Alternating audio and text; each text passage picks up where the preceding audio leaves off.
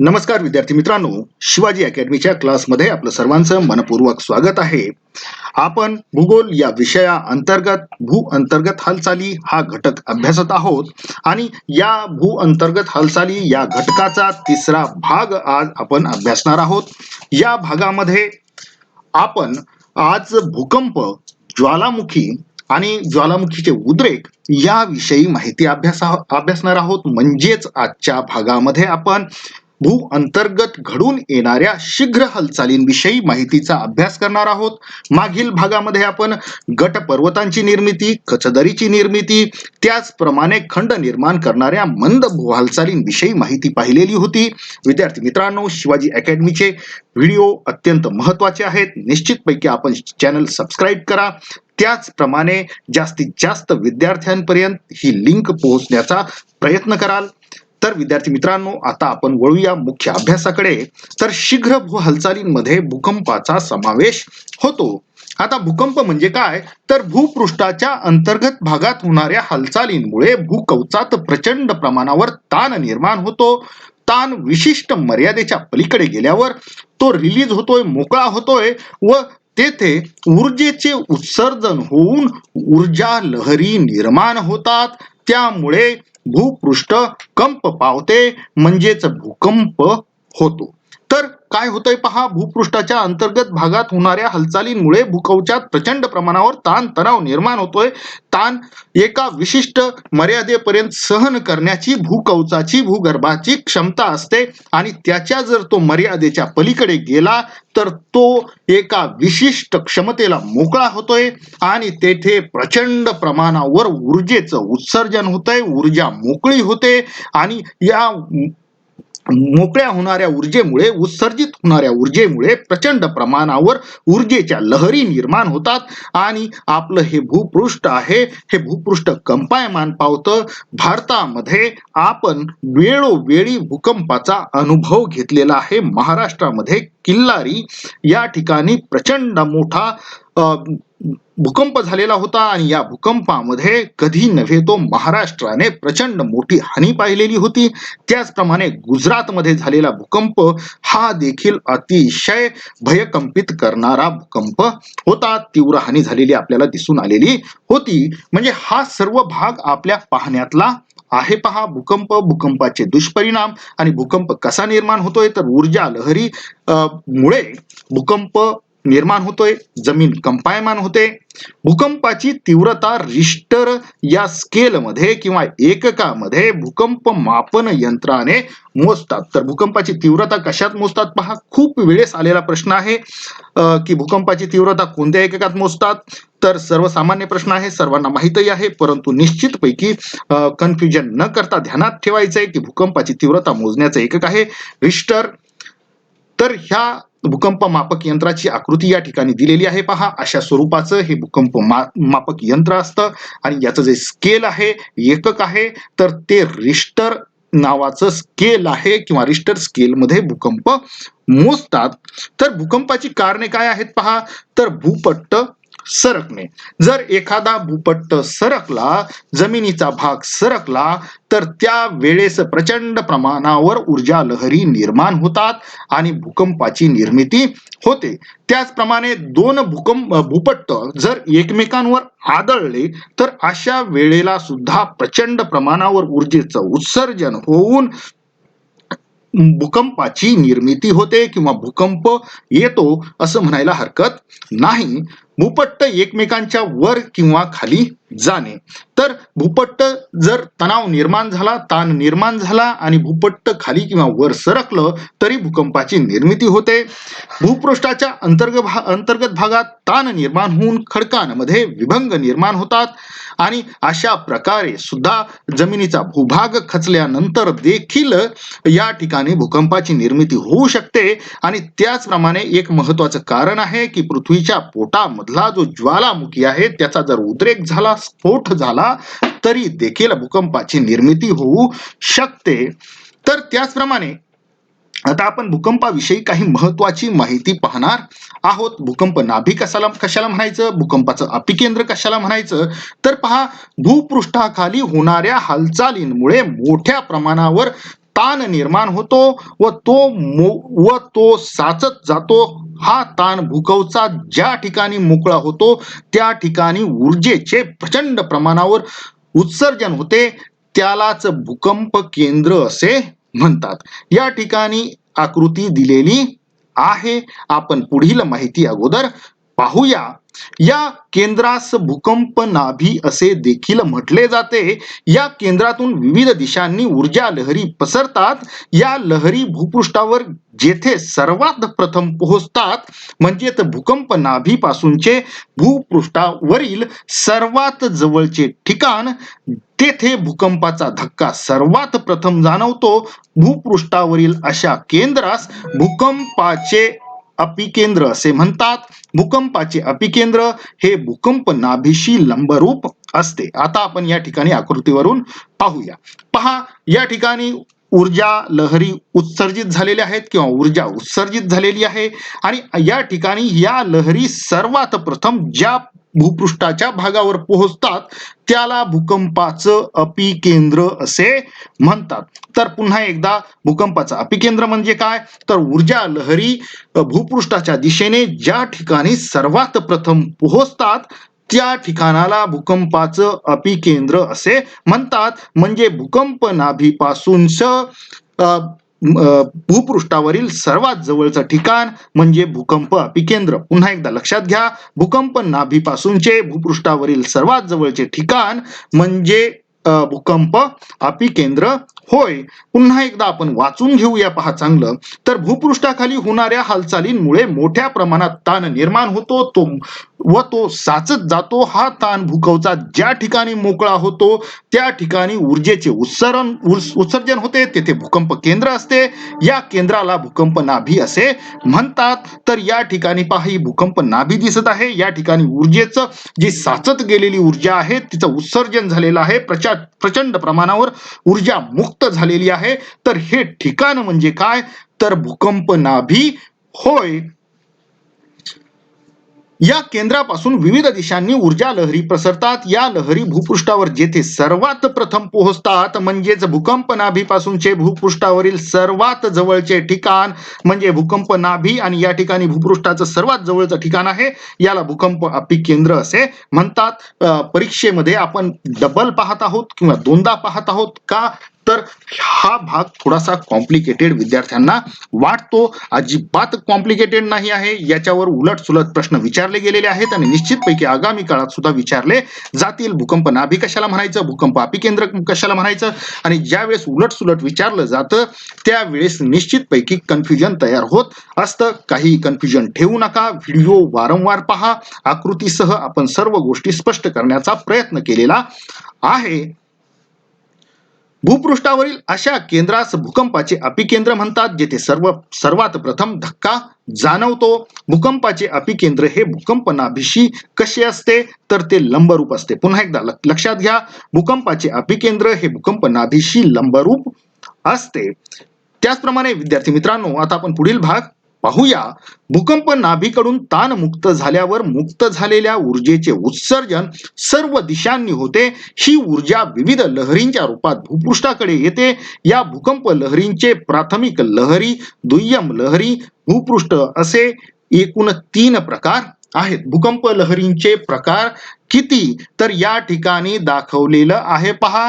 तर प्राथमिक लहरी, त्याच्यानंतर दुसरा प्रकार आहे दुय्यम लहरी आणि तिसरा प्रकार आहे पहा भूपृष्ठ लहरी. पुन्हा एकदा लक्षात घ्या, भूकंपाच्या लहरींचे 3 प्रकार आहेत, प्राथमिक लहरी, दुय्यम लहरी आणि भूपृष्ठ लहरी.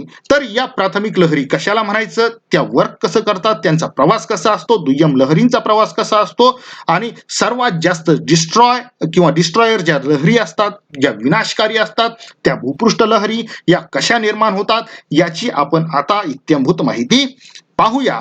तर प्रायमरी वेव्हज किंवा प्राथमिक लहरी कशाला म्हणायचं, तर भूगर्भात ऊर्जेचे उत्सर्जन झाल्यावर या लहरी भूपृष्ठावर सर्वप्रथम पोहोचतात. भूपृष्ठावर कोणत्या लहरी सर्वात प्रथम पोहोचतात, तर प्रायमरी वेव्हज किंवा प्राथमिक लहरी ह्या भूगर्भामध्ये ऊर्जेचे उत्सर्जन झाल्यावर सर्वात प्रथम भूपृष्ठावर पोहोचतात. या लहरी भूकंप नाभीपासून पृथ्वीच्या त्रिज्येच्या स्वरूपात सर्व दिशांनी भूपृष्ठाकडे अत्यंत वेगाने प्रवास करतात. तर कोणत्या दिशेने प्रवास करतात पहा, त्रिज्येच्या दिशेने सर्व दिशांनी भूपृष्ठाकडे त्या प्रवास करतात.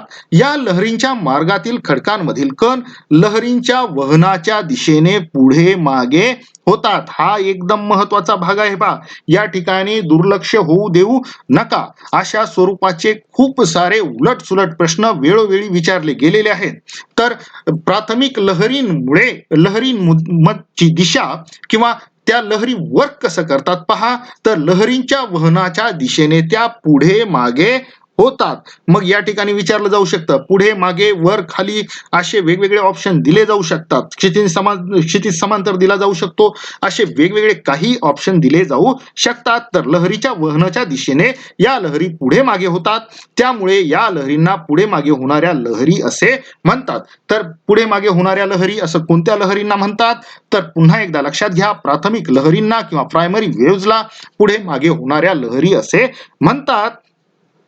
या लहरी घन, द्रव व वायू या तीनही माध्यमातून प्रवास करू शकतात. पुन्हा एकदा लक्षात घ्या, या ठिकाणी अत्यंत महत्वाचा एक भाग तयार होतोय की या ठिकाणी कोणत्या लहरी किंवा कोणत्या स्वरूपाच्या लहरी कोणत्या माध्यमातून प्रवास करतात. तर या ठिकाणी पहा, प्राथमिक लहरींना कोणताही विधिनिषेध नाही.